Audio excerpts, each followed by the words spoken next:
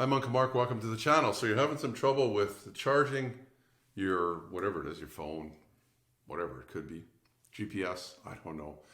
And it's been working before, but now it isn't. So is it this device?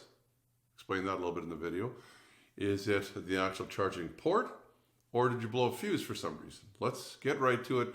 I'm showing you this on an Impala, but this can work on pretty much any kind of vehicle except that your fuse location is probably going to be a different spot, and the fuse number and the type of fuse is going to be different as well. So you're probably going to have to look up in your owner's manual what those numbers are. Let's get right to it.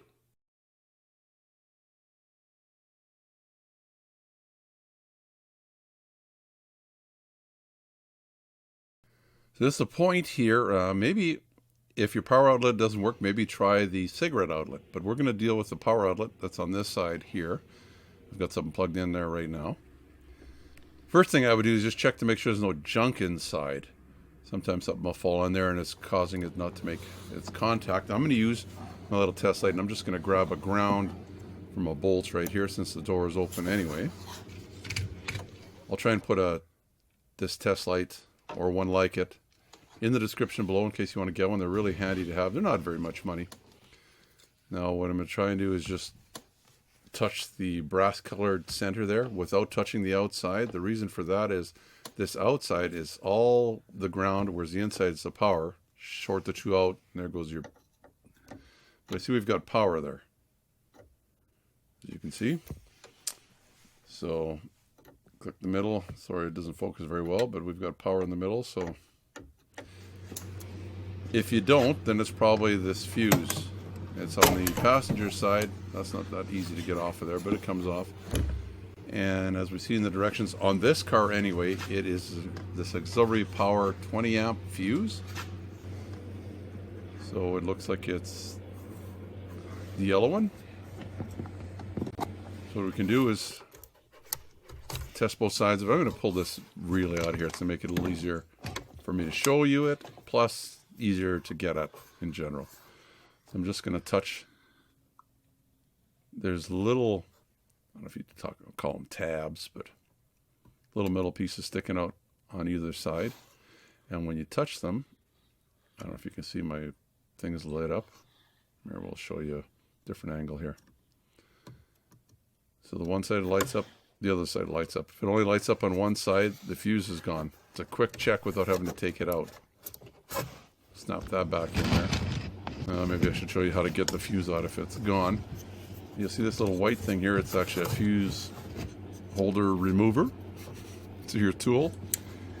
I usually don't like using this, but if you don't have needle nose pliers, that's what this is kind of made for.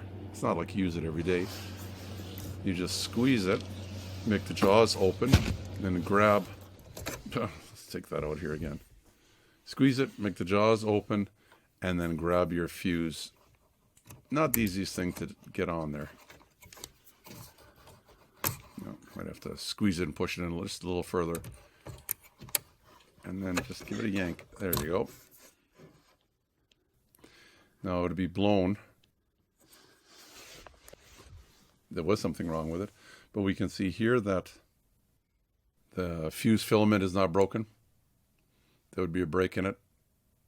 So it's not that. So if you have power, it wasn't the fuse. If you don't have power and this fuse is fine, there's a break somewhere between the fuse and the power outlet. Otherwise, if both those check out, then there's something wrong with your little charger that you're plugging in there. So hopefully that helps you out a little bit. The fuse is back. I'll have to put that little relay back in, try and put it back in the way I found it. This looks like it can go either way. I think it was this way. I'm not sure. This probably can go in either way. And then snap this back on. Now, it hinges in that part. It's got these little snaps or clips that are going to go on the bottom. There's two along the top that go 1 and 2.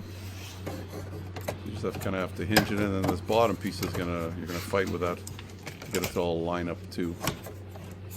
Wiggle it around, you'll get it in there. Once it aligns, just give it a little snap with your hand, and that'll be good. Well, that's going to do it for our video for today. Hopefully you got power going again in your car and you can be charging whatever your device is. I want to give you a thumbs up if you like the video, please. You can subscribe down in the corner as well. Also, why not check out a friend of ours, friend of the channel. Yep, Brian at Project Time Garage. There's a link right up above the circle there. You can check him out. Good guy. If you have one of these cars, 2000, 2005 Impala, I'll put also a link up here, just above that, to a playlist for this car. Playlist is good because, you know, I'm going through a few different problems that you might have, and you can just, you know, keep this as a handy reminder as to where to go, maybe how to fix it. You got to get going. I got to get going too. Until next time, Uncle Mark saying bye-bye for now. Please subscribe, and you'll get all the notifications. It's easy. The little dog will show you how. Ring the bell. Ring the bell.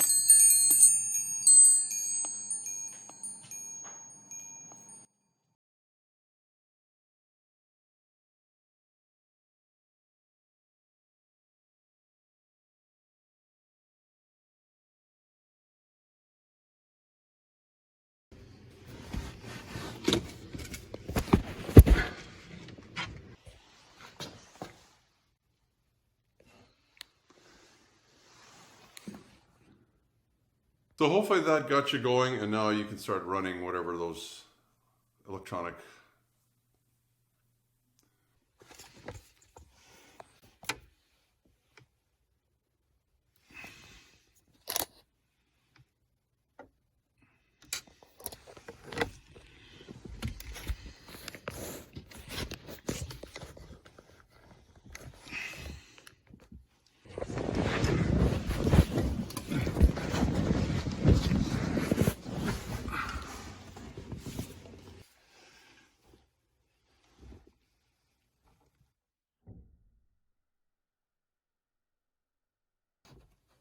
Ground.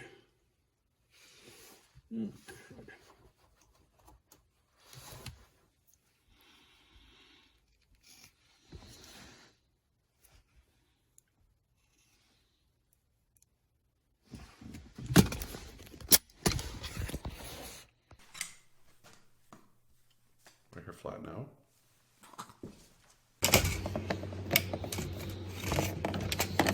If you liked the video, why not subscribe? Down in the corner, let's do that first. You can also give me the thumbs up. Don't forget that. What else can you do?